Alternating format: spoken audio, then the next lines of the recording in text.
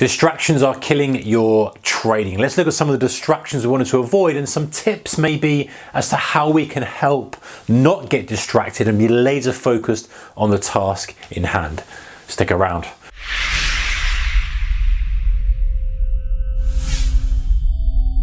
Hey guys, warm welcome to you. All right, so distractions have been with us forever.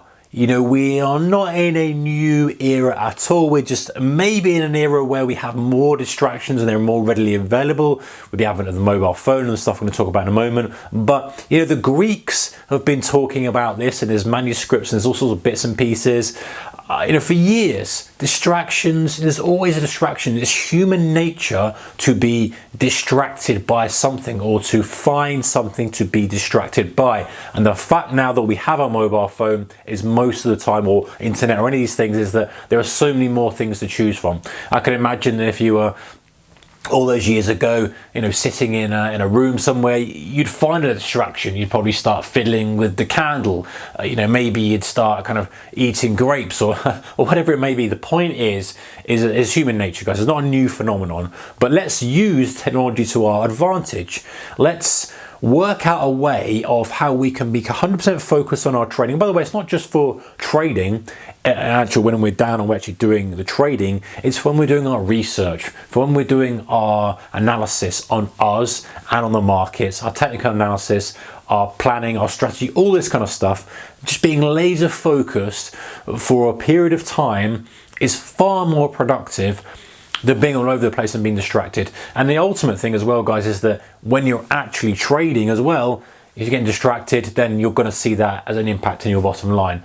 But as well, with the preparation, you'll see the improvement in your trading. So some of the things, ways we get distracted. Social media, an obvious one. Now listen, I recognize that there's a value to Twitter for breaking news, but don't fall into the trap of always being on Twitter. And if you haven't got a breaking news based strategy, you don't need to be on Twitter. Now listen, I'm not saying that we don't look. In fact, let's go through all these and then I'll just kind of quantify this in a minute. So financial news is another distraction that's constantly on as well for traders. The internet, of course, you know, browsing any particular websites, friends and family coming in, knocking, calling, texting, what have you, WhatsApping you, and different markets doing different things, slightly different than that, but here. So the point is that we're not saying go cold turkey on all this, because hey, I like looking at Twitter and see what traders have got to say. I don't use it for decision making process, but I find it quite interesting to look at that. Now and then I will watch the news to see what people are saying. You know, of course I go on the internet from time to time and look at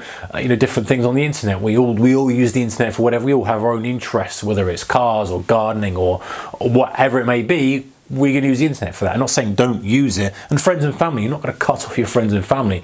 But the point is that what we want to do is we want to say, right, I'm going to restrict this for specific times. You know, I'm not going to be browsing the internet while I'm trading. I'm not going to be taking phone calls from friends and family or messaging people during the trading day. I'm going to pretend that I'm almost working in an environment like, let's say, some kind of sealed factory where you haven't got a phone, you haven't got a TV, you haven't got access to that. And when you're in there, you're in that lab or whatever you may be. And if you treat it like that, things get a lot easier. So things of how to manage this kind of aspect is, number one, use a timer. So, you know, if you say to yourself, right, for the first 3 hours of the trading day, I want to be completely focused. So I'm not going to touch any of this until 3 hours or 2 hours or 1 hour, whatever suits you. And then when that time's up, you can say, hey, I'm allowed 15 minutes to do what I want. I can go and look at the websites that I like to look at. I can go on social media if I want to go on social media. I make a phone call. You can have that and have that structured into your day.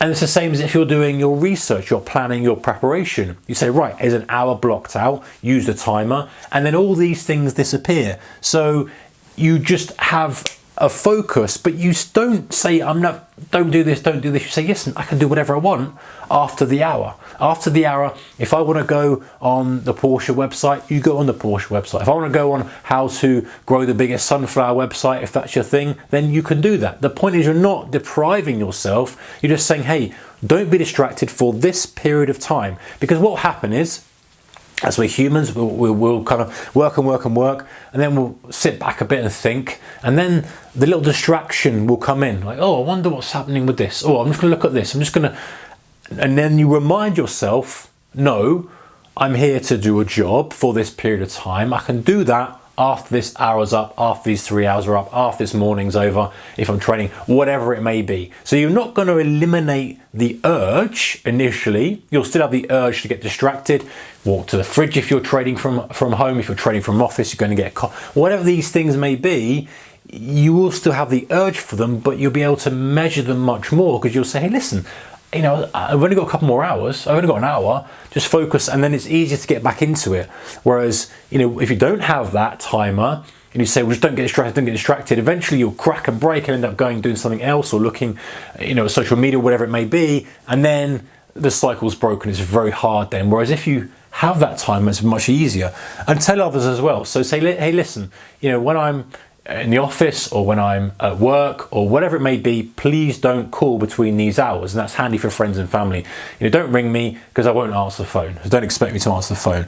I learned the habit of airplane mode, you know, because the phones are, or at least turn the notifications off when you're trading it, and being able to, you know, at least have the do not disturb mode, not necessarily in airplane mode, but do not disturb mode.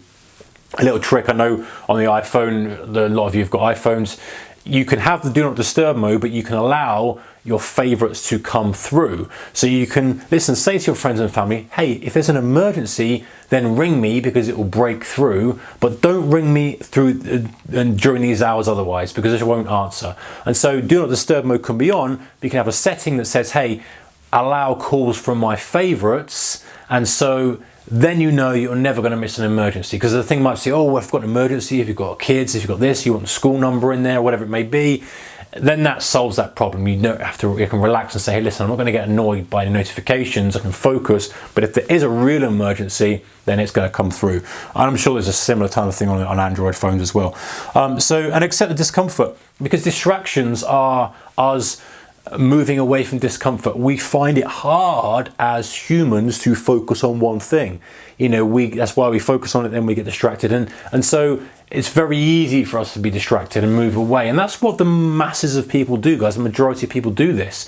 But to get to a level you want to be, you have to kind of focus on being able to not get distracted, and accept it's going to be a little bit uncomfortable. Accept that, you know, perhaps you'd rather be out in the fresh air, perhaps you'd rather be doing this, but you know, you want to get to this level in your trading. So putting in the effort now, putting in the work now, means that you can get to that point in the future. You have a very good chance of getting to that point in the future. But if you're distracted, looking at this, looking at that, different markets, bits and pieces, and just going wherever you kind of fancy going, is flailing in the wind, then you're not a ship that's got in a clear direction. You're just going to go round in circles, and stuff's not going to get done. So some ideas, guys, for dealing with distractions, some of the distractions, and perhaps how to deal with them if we're trading and in our trade planning. If you've got any more, guys, you want to add to them, then, you know, tips are always super interested to hear this kind of stuff from you guys in the comment section below. Otherwise, take care. See you in the next one. Bye bye.